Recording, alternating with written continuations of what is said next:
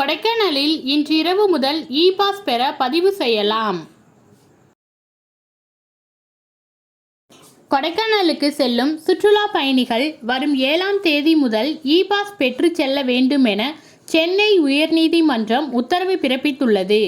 இந்த நிலையில் கொடைக்கானலுக்கு வரும் சுற்றுலா பயணிகள் இணையதளம் வாயிலாக இன்று இரவு மே 5 முதல் பதிவு செய்து இ-பாஸ் பெற்றுக் கொள்ளலாம் என்று ஞாயிற்றுக்கிழமை மதியம் 3 மணி அளவில் வெளியிட்டுள்ள செய்திக்குறிப்பில் திண்டுக்கல் மாவட்ட ஆட்சியர் பூங்கொடி தெரிவித்துள்ளார்.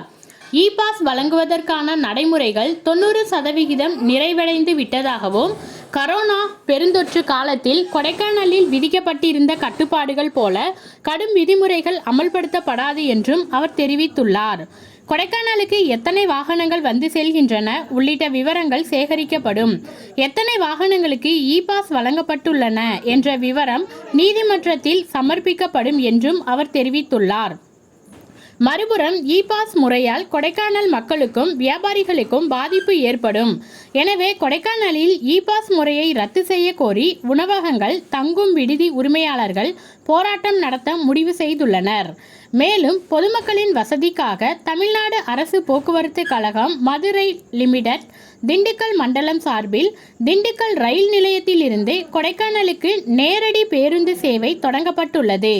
நாள்தோறும் அதிகாலை 4:05:15, காலை 6:45, 7:30 மணிக்கு திண்டுக்கல் ரயில் நிலையத்திலிருந்து கொடைக்கானலுக்கு பேருந்துகள் இயக்கப்படும்.